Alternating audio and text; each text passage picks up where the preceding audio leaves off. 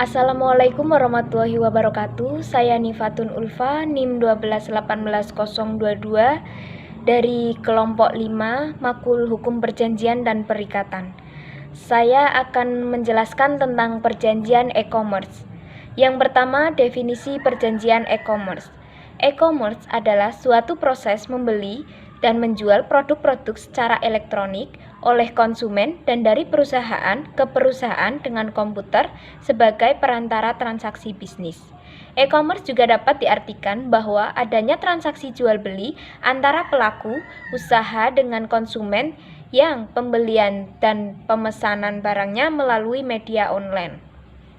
Kemudian yang kedua, syarat sahnya perjanjian jual-beli melalui e-commerce.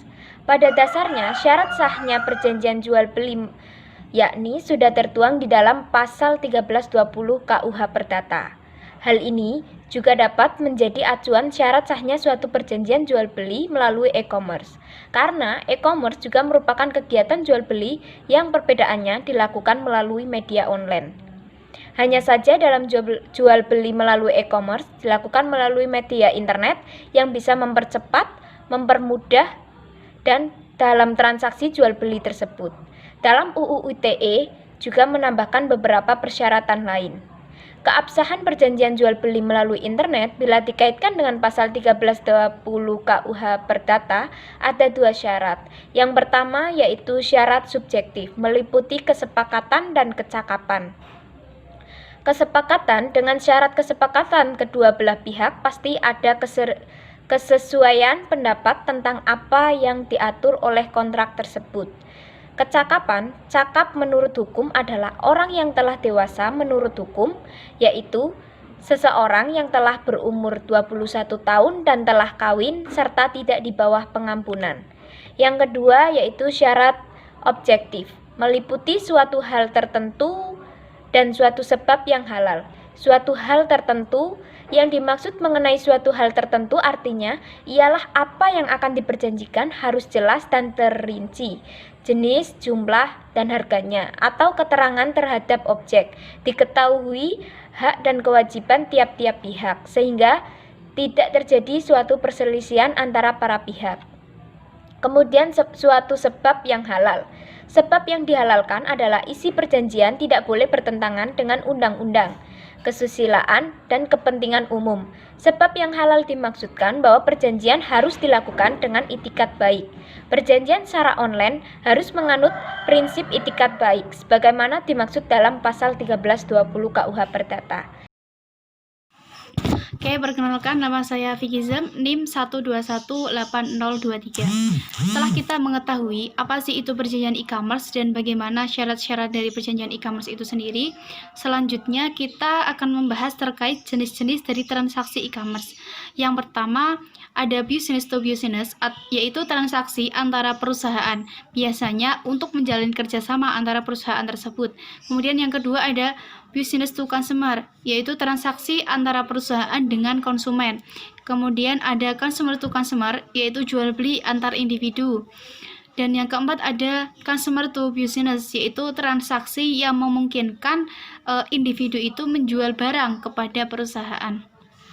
Nah, selanjutnya pelaku usaha dalam perjanjian e-commerce, para pihak dari perjanjian e-commerce ini ada dua pihak. Yang pertama ada merchant atau pelaku usaha yang melakukan penjualan, kemudian ada buyer atau konsumen.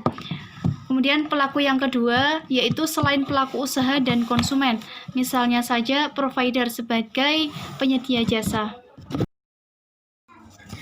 Perdagangan melalui internet pada dasarnya sama dengan perdagangan pada umumnya, di mana suatu perdagangan terjadi ketika terjadi kesepakatan antara para pihak. Nah, yang membedakan di sini hanyalah pada media yang digunakan. Pada e-commerce, proses transaksi perdagangan terjadi tanpa perlu adanya pertemuan langsung antara para pihak.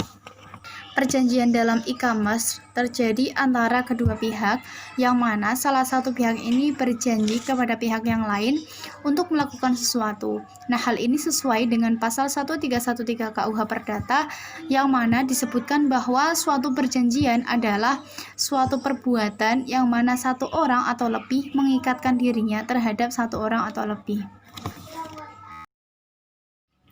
Kemudian dalam transaksi e-commerce ini tidak jarang kita temui ya, banyak wan prestasi ataupun para pihak dalam transaksi e-commerce itu tidak bertanggung jawab dan melakukan wan prestasi. Maka jika terjadi hal tersebut, kita bisa menyelesaikan dengan dua jalur, yaitu jalur litigasi telah diatur di dalam pasal 38 ITE maupun dengan jalur non litigasi, yaitu telah diatur di dalam pasal 39 ITE ayat 2, bisa dengan arbitrase maupun lembaga lainnya. Bisa contoh lembaga swadaya masyarakat, kemudian badan penyelesaian sengketa konsumen, bahkan juga bisa diselesaikan oleh para pelaku itu sendiri dengan jalur kekeluargaan. Perkenalkan, saya Davi Sabil. Selanjutnya akan menjelaskan tentang definisi, unsur, syarat sah, dan ciri-ciri dari Memorandum of Understanding. Yang pertama yaitu pengertian. Definisi dari Memorandum of Understanding sendiri itu adalah penyusunan suatu kontrak pada masa datang yang didasarkan pada permufakatan antar pihak, baik secara tulisan maupun secara lisan. Selanjutnya yaitu unsur-unsur dari Memorandum of Understanding. Yang pertama yaitu isi Memorandum of Understanding itu berisi tentang perjanjian pendahuluan. Yang kedua, isi dari Memorandum of Understanding berisi tentang hal-hal yang pokok. Dan yang terakhir, isi dari Memorandum of Understanding akan dimasukkan ke dalam kontrak tersebut. Yang ketiga yaitu tentang syarat sah dari Memorandum of Understanding, yaitu syarat sahnya bagaimana kesepakatan antar pihak sesuai yang tercantum dalam pasal 1320 KUH Perdata. Tetapi di dalam buku 3 Undang-Undang Hukum Perdata ada yang menguatkan terbentuknya Memorandum of Understanding tersebut, yaitu yang menyatakan bahwa semua perjanjian yang dibuat secara sah berlaku sebagai undang-undang bagi semua yang membuat peraturan tersebut. Kemudian yang terakhir yaitu ciri-ciri dari Memorandum of Understanding. Di sini menurut Munir Fuadi, ciri-ciri dari Memorandum of Understanding antara lain isinya ringkas, terus yang kedua berisikan hal-hal yang pokok saja, terus yang ketiga bersifat pendahuluan saja dan diikuti dengan perjanjian yang lain yang lebih rinci. Kemudian yang keempat yaitu mempunyai jangka waktu. Yang kelima yaitu biasanya dibuat dalam bentuk perjanjian di bawah tangan. Dan yang terakhir yaitu biasanya perjanjian tersebut tidak ada kewajiban yang lebih memaksa antar. Assalamualaikum warahmatullahi wabarakatuh. Perkenalkan, nama saya Hamidatul Sofiana dari kelas Hukum Perjanjian dan Perikatan A. Saya akan melanjutkan penjelasan dari Mas Davi Sabil, yaitu mengenai Memorandum of Understanding. Tujuan Memorandum of Understanding atau MOU dikemukakan oleh Munir Fuadi. Yang pertama, untuk menghindari kesulitan pembatalan suatu agreement nantinya, dibuatlah MOU yang mudah dibatalkan. Yang kedua, penandatanganan kontrak masih lama karena masih dilakukan negosiasi yang alot. Dibuatlah MOU yang akan berlaku sementara waktu. Yang ketiga, adanya keraguan para pihak dan masih perlu waktu untuk pikir-pikir dalam hal penandatanganan suatu kontrak, sehingga untuk sementara waktu dibuatlah MOU. Dan yang terakhir, MOU dibuat dan ditandatangani oleh pihak eksklusif dari suatu perusahaan, sehingga untuk suatu perjanjian yang lebih rinci mesti dirancang dan dinegosiasikan khusus oleh staf-staf yang lebih rendah tetapi lebih menguasai secara teknis. MOU merupakan suatu nota di mana para pihak melakukan penandatanganan MOU sebagai pedoman awal mula suatu kesepakatan antara ikatan yang kuat di antara para pihak. Dengan demikian, apabila salah satu dari pihak tidak melaksanakan atau tidak melakukan sesuatu ketentuan MOU yang telah dibuat, maka salah satu pihak dapat membawa persoalan ke dalam pengadilan, dan pihak yang berwenang dapat memerintah salah satu pihak atau dapat melakukan substansi Memorandum of Understanding secara konsisten. Selanjutnya, kedudukan Memorandum of Understanding dalam perjanjian. Dalam buku 3, Kitab Undang-Undang Hukum Perdata, ada pasal yang menguatkan dan menjadikan dasar hukum terbentuknya Memorandum of Understanding atau MOU, yakni dalam pasal 1320 KUH Perdata yang menyatakan bahwa semua perjanjian yang dibuat secara sah berlaku sebagai undang-undang bagi mereka yang membuat. Gugatan was prasasti yang ditunjukkan kepada pihak yang melakukan pengingkaran terhadap MOU dapat menimbulkan akibat hukum dan kewajiban hukum bagi pihak yang melakukan pengingkaran tersebut, antara lain: A. Pemenuhan isi kesepakatan dalam MOU, B. Memenuhi isi kesepakatan dalam MOU ditambah dengan ganti rugi, C. Ganti rugi, D. Pembatalan MOU, E. Pembatalan MOU ditambah dengan ganti rugi. Apabila perbuatan pihak yang melakukan pengingkaran terhadap MOU tersebut terbukti merupakan perbuatan melawan hukum, maka pihak tersebut dapat dituntut untuk mengganti kerugian yang telah ditimbulkan. Ganti kerugian adalah perbuatan melawan hukum, meliputi 3 hal. Yang pertama, biaya yang telah dikeluarkan. Yang kedua, kerugian yang diderita. Yang ketiga, keuntungan yang mungkin akan diperoleh. Selanjutnya, perjanjian internasional.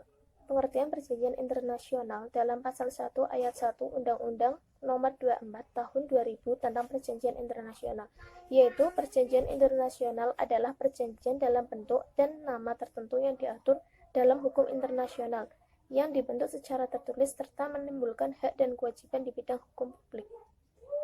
Sekian, terima kasih. Wassalamualaikum warahmatullahi wabarakatuh. Assalamualaikum warahmatullahi wabarakatuh. Perkenalkan, nama saya Alfa Ilminafia. Di sini saya akan melanjutkan pemaparan materi yang sudah dipaparkan oleh Mbak Sofi mengenai prinsip-prinsip dalam perjanjian internasional. Suatu perjanjian internasional yang sudah dinyatakan mulai berlaku harus dihormati dan dilaksanakan oleh para pihak sesuai dengan isi dan jiwa dari perjanjian itu sendiri. Adapun prinsip-prinsip perjanjian internasional tersebut antara lain: yang A, prinsip free consent, yaitu kebebasan para pihak menyatakan apa yang merupakan kehendaknya.